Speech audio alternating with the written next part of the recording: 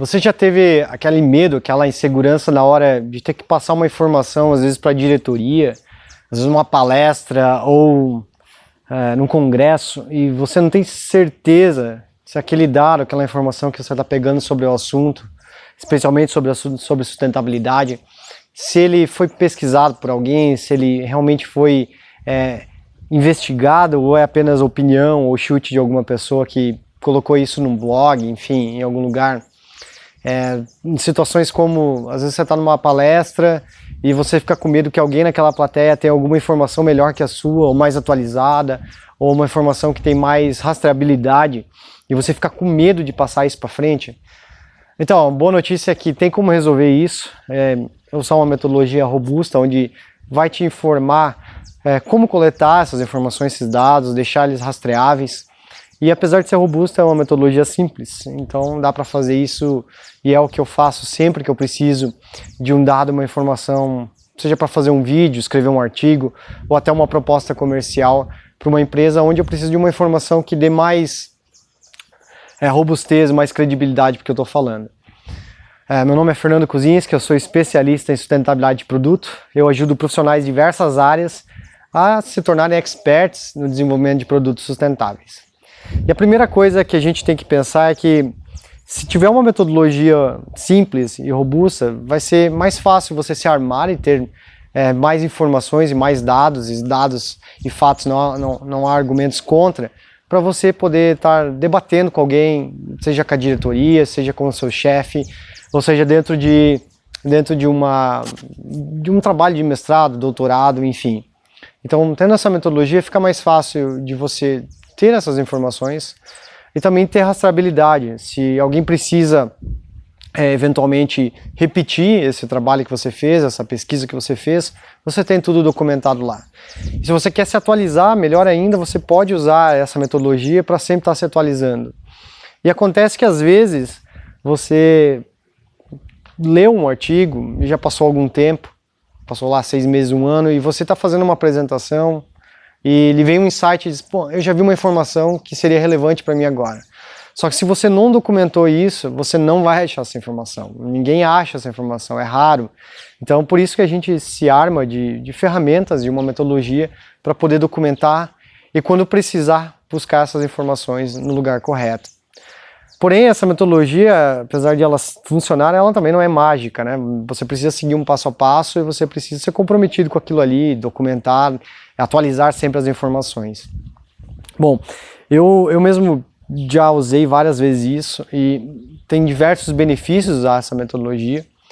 Entre elas, você diminui essa insegurança, você tira essa insegurança sua na hora de estar indo para uma apresentação, porque você fez o seu trabalho de casa.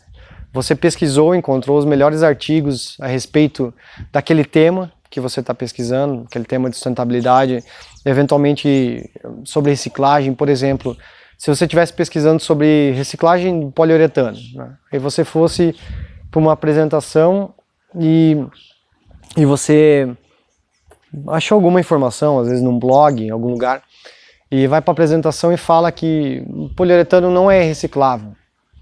E eventualmente tem alguém na plateia lá, no anfiteatro, que pesquisou e levanta a mão e diz, olha, o teu trabalho está desatualizado, existem diversas pesquisas mostrando que é possível reciclar esse material e mesmo aqui no Brasil já existem essas tecnologias. Aí isso quebra, né, a sua apresentação, quebra você não consegue dar continuidade nisso. Então, utilizando uma metodologia simples, mas robusta, você tem mais segurança de que você pesquisou os artigos e os trabalhos mais atuais. Até é dessa forma que doutores utilizam essa metodologia para poder mostrar que existe uma lacuna científica no trabalho que estão executando. Então, você utiliza essa metodologia para provar que não existem artigos mais recentes a respeito disso. E eu falo aqui de artigos porque geralmente artigos científicos são utilizados para referenciar um avanço tecnológico ou estado da arte na pesquisa. Mesmo em locais mais amplos, né, mais abertos, como em TV aberta, em telejornais, quando se vai falar sobre uma pesquisa recente que saiu, geralmente eles falam, pesquisadores da Inglaterra publicaram um artigo explicando a mutação sei lá, do novo coronavírus. Então, sempre se baseia em artigos científicos. E por que artigos científicos? Porque artigos científicos eles são revisados por pares. O que isso significa? Significa que para você submeter um artigo para uma revista boa, uma revista de renome internacional, o seu artigo tem que ter muitas informações, muitos dados, e você tem que provar esses dados. E essas informações passam por diversos revisores para que essa informação seja publicada no jornal. Normalmente, as pesquisas demoram para ser publicadas. É claro que em casos especiais como agora, nessa crise, essa pandemia que estamos passando, se uma pesquisa está relacionada à pandemia, se há uma agilidade para poder publicar aquilo, mas geralmente demora aí de um artigo bom, uma revista boa, de 1 a 2 anos para ser publicado, porque passam diversas vezes por revisores e os autores têm que normalmente revisar isso várias vezes. Outros benefícios é que você consegue se manter atualizado. Então, com essa metodologia, você deixa atualizados os dados. E se você está fazendo uma pesquisa de doutorado ou mestrado, por exemplo, um artigo científico, você sabe quando é que foi a última vez que você pesquisou isso. E mesmo dentro da empresa, se você trabalha na pesquisa e desenvolvimento, eventualmente você faz uma pesquisa a respeito de um projeto que surgiu uma ideia. Então surgiu uma ideia de projeto, aquele projeto entrou no pipeline e você faz uma pesquisa sobre possibilidades de fim de vida para aquele produto, né? A gente falando sobre economia circular, falando sobre sustentabilidade. E, enfim, você viu que não tinha possibilidade daquilo, a empresa viu que era muito caro, talvez, dar continuidade a esse projeto para ali. E anos depois, 1 ano, ou meses depois, você volta com esse projeto e aí você precisa ver será que não existe possibilidade, será que ninguém pesquisou algo novo? Então, se você usar a mesma metodologia, você consegue atualizar dados. E você vê que algumas pesquisas que apareceram agora nessa nova busca, elas já foram feitas no passado e não tem por que continuar ela. Bom, essas são algumas vantagens, a principal dela é a segurança, é o que você está falando, e armar você para que você tenha dados para poder debater. Bom, como eu falei, eu utilizo essa metodologia e eu já passei diversas vezes a necessidade de utilizar essa metodologia e eu utilizo, às vezes, para coisas mais simples possíveis, porque ela é rápida de ser executada. Por exemplo, se eu preciso fazer um vídeo, né, uma videoaula explicando sobre algum tema, eu vou usar essa metodologia para pesquisar isso. Algum tempo atrás eu fiz um vídeo sobre a aplicação da avaliação do ciclo de vida e desenvolvimento de produtos sustentáveis da pandemia. Como é que eu fiz essa pesquisa para encontrar esses artigos? E eu precisava dos artigos mais relevantes a respeito do tema. Eu utilizei essa metodologia lá, colocando as palavras-chave, os conceitos que eu queria, fui nas bases de dados, e eu vou explicar mais adiante como é que se faz esse passo a passo, e encontrei alguns artigos, refinei os artigos os que não eram bons, peguei lá 2, 3 artigos, li e fiz o script e fiz o vídeo. Então você pode utilizar isso. Um outro exemplo, e agora partindo para o outro lado, um exemplo de um caso ruim de alguém que não utiliza isso. Certa vez, aí antes da pandemia, ano passado antes da pandemia, eu estava numa palestra onde tinham diversos empresários, mas tinha um CEO lá que foi apresentar sobre a empresa dele, e ele começou a apresentação dele com toda aquela segurança de um CEO e falou primeiro sobre os dados da empresa, né, o mercado da empresa, enfim, mas quando ele foi falar sobre sustentabilidade, ficou um pouco desconfortável, eu me senti desconfortável com aquilo que eu estava vendo, porque ele colocou lá informações e dados que não tinham fundamento. Então primeiro não tinha referencial aquilo, e depois estavam meio esquisitos aqueles dados. E acontece que não fui só eu que vi isso, como era um evento sobre sustentabilidade, tinha diversas pessoas ali que notaram que aqueles dados eles não tinham robustez. É claro que o CEO aí não se desconcertou em relação àquilo, mas imagina você numa palestra, às vezes para empresários, falando sobre sustentabilidade, uma palestra importante, e você coloca informações lá e aquelas informações, você não tem segurança sobre aquilo. Então isso, é claro que você reflete isso na apresentação. Então utilizar essa metodologia evita que você tem esse tipo de postura diante de uma plateia ou diante de uma câmera, porque você sabe pesquisar e sabe encontrar esses dados. Porém, uma forma que você, apesar de ter essa metodologia, você vai captar aí, coletar diversas fontes de dados. E existem diversos tipos de fontes de dados, fontes boas, vamos falar sobre artigos bons, artigos ruins, mas existem também artigos do que a gente chama de literatura cinza. O que seria literatura cinza? Seriam aquelas publicações de que não foram revisadas por pares, como eu comentei, revisadas por pares, que foram revisadas por diversos pesquisadores e revisores antes de ser publicado. Um exemplo disso são publicações em congressos, tanto empresariais como científicos.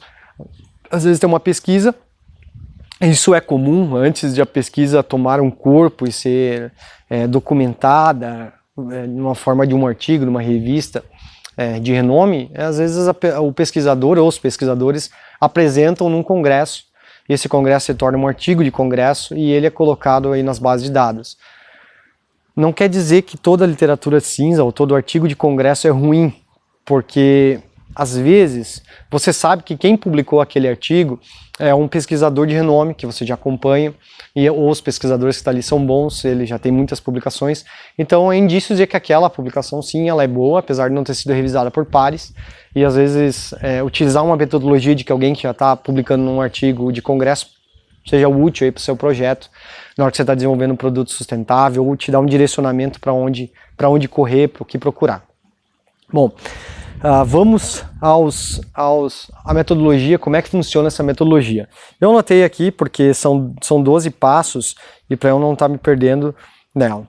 A primeira coisa que você vai fazer, o primeiro passo é definir a base de dados. Base de dados de publicações. Então existem algumas, Science Direct, o Scopus, periódico da CAPES, ou mesmo o Google Scholar, o Google Acadêmicos, onde você pode procurar aí diversas publicações. Nessas bases de dados aparecem alguns tipos de publicações, tanto os artigos científicos, artigos de revisão, capítulos de livros, artigos de congressos, e você vai conseguir ver isso de diversas formas. No Google Acadêmico é um pouco mais amplo, e aí tem que tomar cuidado com isso na parte de coletar as informações, se não está pegando, ou às vezes uma publicação que não é nem de uma instituição de renome, uma instituição governamental, é apenas uma publicação de uma empresa e às vezes isso não foi auditado, então tem que tomar cuidado com isso.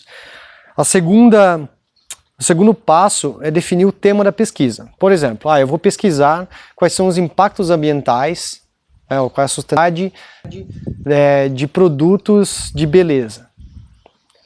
E aí, então, esse é o seu tema. E aí o terceiro passo é definir conceitos a respeito desse seu tema. O que seria?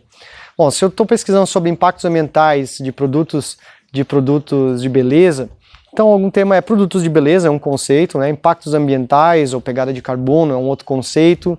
Eu poderia estar falando impactos ambientais ao longo do ciclo de vida, esse é um outro conceito do meu tema de pesquisa. Depois no quarto passo, você vai traduzir esses conceitos em palavras-chave. Por exemplo, você falou de impactos ambientais. Então, impacto ambiental, sim, já é uma palavra-chave. Poderia ser pegada de carbono, pegada hídrica, poderia ser avaliação do ciclo de vida, porque a gente sabe que a avaliação do ciclo de vida informa os impactos potenciais ambientais de produtos. Poderia ser avaliação do impacto do ciclo de vida, ou você poderia estar ainda pesquisando o inventário do ciclo de vida, se quiser só os dados do inventário. Produtos de beleza, então produtos de beleza é uma palavra-chave, talvez shampoo para cabelo, condicionador para cabelo, enfim, sendo um pouco mais específico. A quinta etapa que eu recomendo é comece pelo específico. O que isso significa? O seu tema é impacto ambiental para produtos de beleza. Seja mais específico possível dentro daquilo que está dentro do seu escopo. Por exemplo, você vai pesquisar quais são os impactos ambientais de mudanças climáticas para produtos, para shampoo ou condicionador feminino, para cabelos de mulheres. Então você está sendo bem específico. O que isso vai acontecer? Quando você for lá na base de dados, colocar a expressão de pesquisa, você vai achar poucos artigos. Só que esses poucos artigos talvez seja a solução que você procura, ou seja, o tema que você estava bem focado em pesquisar. Então, e depois disso, não achei só um artigo. Pô, um artigo não é suficiente para uma pesquisa, você não tem como se embasar, ter dados para contrapor aquilo. Então você começa a ser menos específico. Então é um funil, né? Um funil onde você vai andar do mais estreito para o mais amplo, vai ser menos específico à medida que você deseja ter mais artigos. Se você pesquisar apenas impactos ambientais de produtos de beleza, provavelmente vão ter muito mais artigos aí na sua busca. A sexta etapa dessa metodologia é escrever uma expressão lógica. O que é a expressão lógica de pesquisa? Por exemplo, você vai colocar lá impactos ambientais, ou avaliação do ciclo de vida, ou pegada de carbono, e você vai pesquisar também produtos de beleza, ou condicionador, ou shampoo, enfim, você vai escrever uma expressão de pesquisa, uma expressão com condições ali dentro, que você vai colocar dentro da base de dados para encontrar as informações que você deseja. E a sétima, na verdade, dentro dessa sexta etapa, você vai pegar essa expressão e vai colocar lá na base de dados. Você vai entrar na base de dados e vai procurar lá pesquisa avançada. Na pesquisa avançada, você vai onde tem filtros por título, por resumo e por palavras-chave, em inglês title, keywords e abstract. Geralmente está resumido, e você vai colocar lá essa expressão.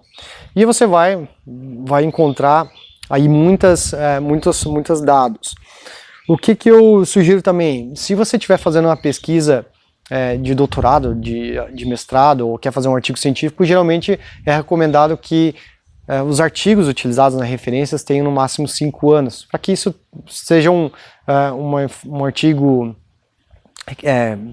novo, né, que tenha novidades, tem inovação, ou seja, que inclua o estado da arte, você tem que considerar 5 anos. Então filtre por 5 anos dentro dessa base de dados.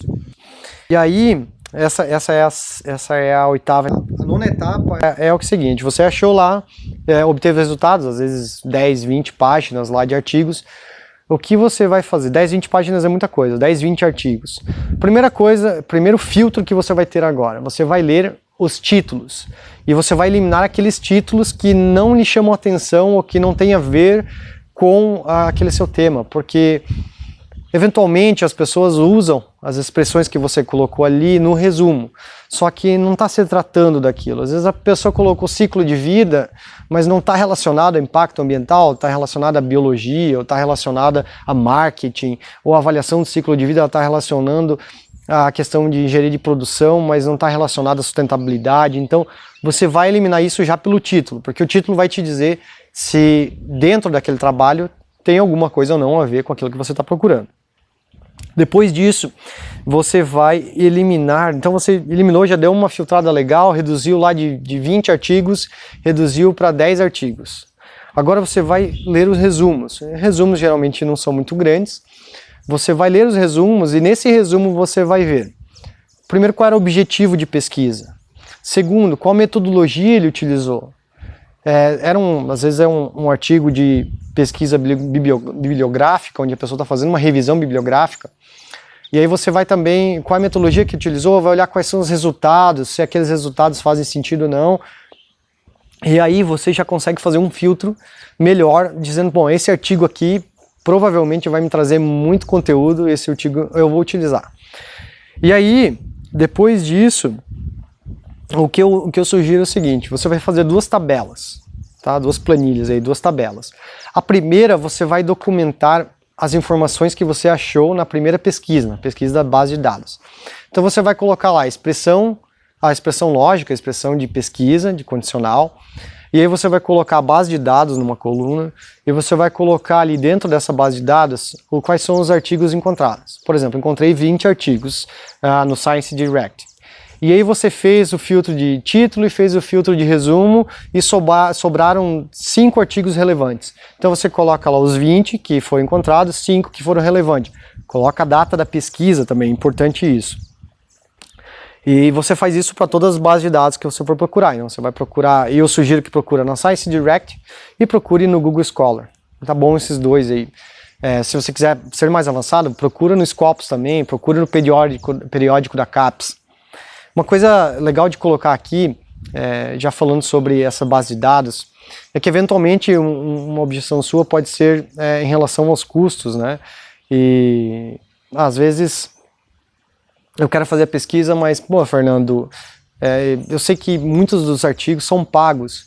É realmente assim, 90%, eu diria que 90% dos artigos tem que se pagar uma taxa para poder fazer o download dele, mas existem algumas formas. Primeiro que existem alguns artigos que não são pagos, aí sugiro procurar, tem muitos bons artigos que os pesquisadores pagaram para eles serem públicos, e aí não tem taxa.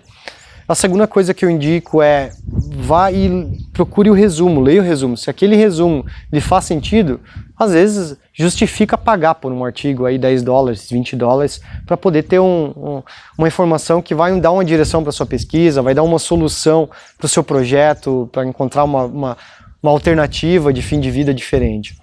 E também sugiro que se você tem alguma relação com alguma universidade, geralmente as universidades no Brasil, elas pagam para você ter acesso a essas bases de dados. Aí você consegue acessar essas bases de dados pela periódico da CAPES. Bom, voltando, a segunda tabela que você vai fazer é uma tabela onde você vai documentar esses 5 artigos que sobraram do resumo. Então você vai colocar a data que foi feita a pesquisa, você vai colocar o título do artigo, os autores desse artigo, porque é importante você saber os autores, porque isso vai aparecer com frequência, você vai ver quais são os autores que são referência naquele tema que você está pesquisando. Você vai colocar também qual é a fonte, qual é a revista, qual é o journal onde apareceu. É na Nature, sei lá, na Life Cycle Assessment.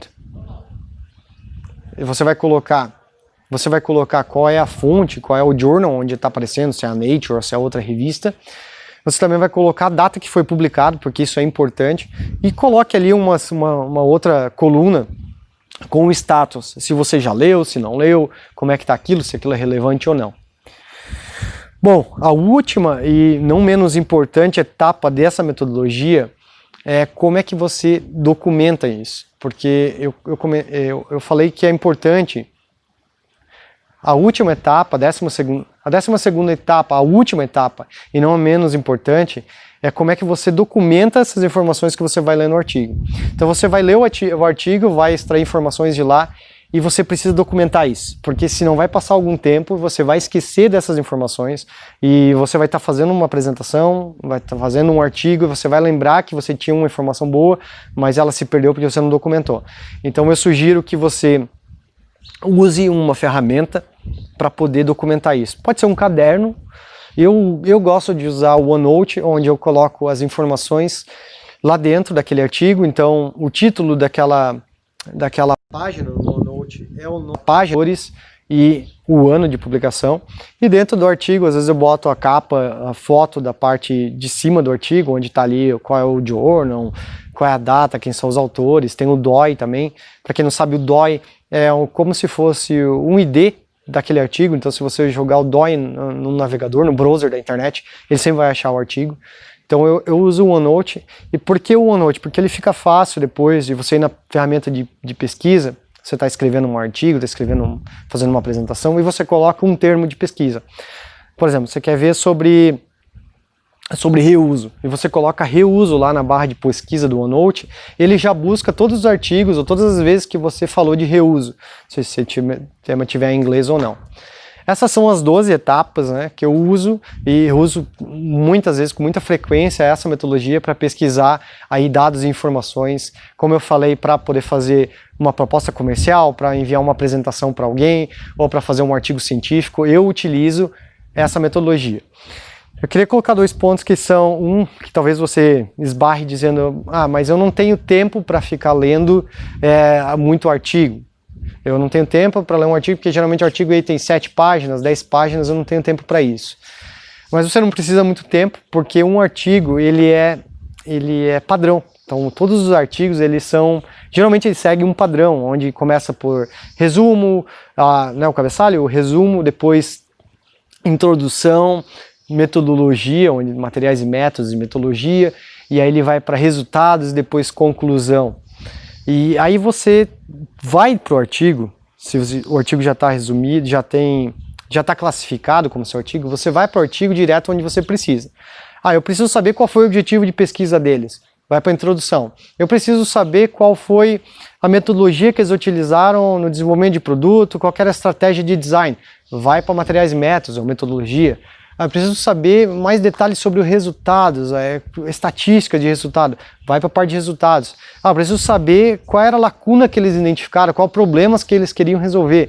Volta lá para a introdução. Eu preciso de uma informação mais breve, porque eu quero só colocar um resultado na apresentação. Vai para a conclusão.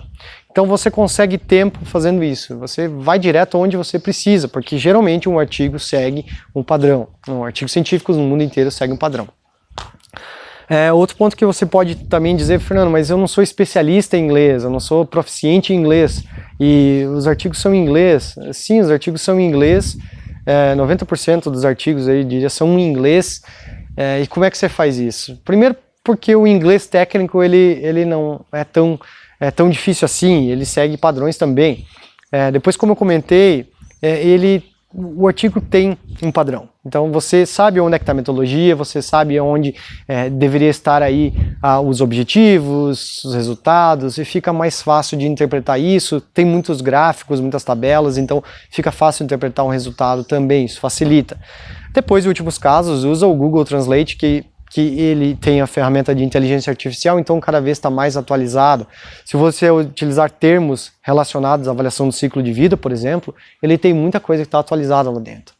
Eu sei disso porque a gente uma vez foi fazer um trabalho de traduzir um material que estava em inglês para o português, e a gente colocava algumas informações, eram várias pessoas trabalhando nessa equipe, nós colocávamos às vezes informações no Google Translate, e o Google Translate foi aprendendo. Então algumas informações você coloca lá e o Google já aprendeu qual é a tradução não literal daquilo, não é a tradução trazendo para a realidade brasileira.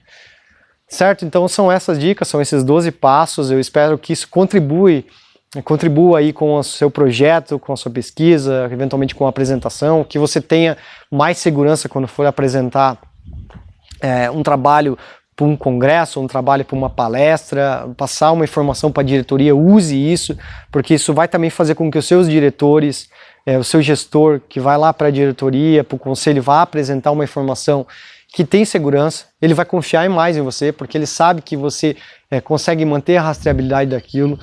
Depois você vai na palestra, você já pesquisou e tem muitos dados, muitas informações. Anote isso no caderno, anote essas informações que você pesquisou, anote quem é que pesquisou. Porque se alguém vai debater contigo, você fala, olha, tal pesquisador, o fulano lá pesquisou, o fulano da Inglaterra, lá da Universidade de Oxford pesquisou isso e disse, fez essa pesquisa e teve esses resultados. Aquela pessoa que está conversando com você, ela sabe se posicionar.